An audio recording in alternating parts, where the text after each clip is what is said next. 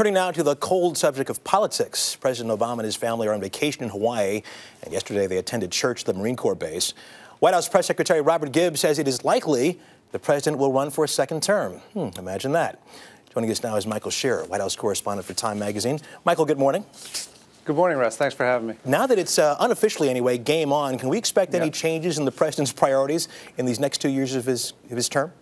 This is about as surprising as Hugh Hefner getting married again. They've been planning for six months at least with hard plans of who would take over the campaign once they transition out for the re-election. But if you look back when the president came into office, if you just chart the number of times he's been to swing states like Arizona or Indiana or North Carolina, there was really never any doubt that he was planning to run for re-election.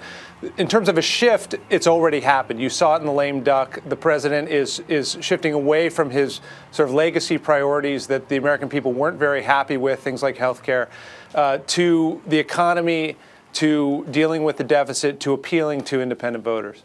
The president's run in 2008 was historic in so many ways. How will the 2012 campaign be different, do you think? Well, it's a re-election, so it's a very different thing. President Obama came into office on a wave of enormous expectation that even White House officials said they could never fulfill.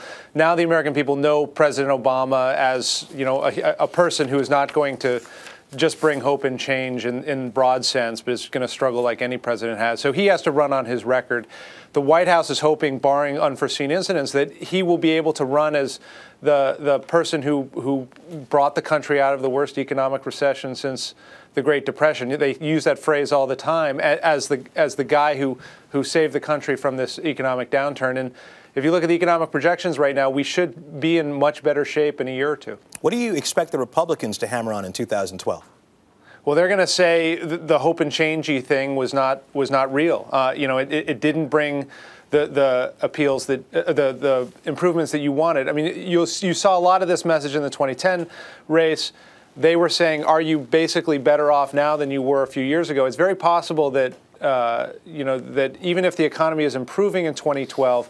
The American people's home values will still be lower than they were in 2008. Their job prospects but may not be as bright. So the Republicans are also going to battle on the economic front. Michael, very quickly, we're expecting some changes in the president's senior staff in the next few months anyway. How do you think that'll affect the campaign?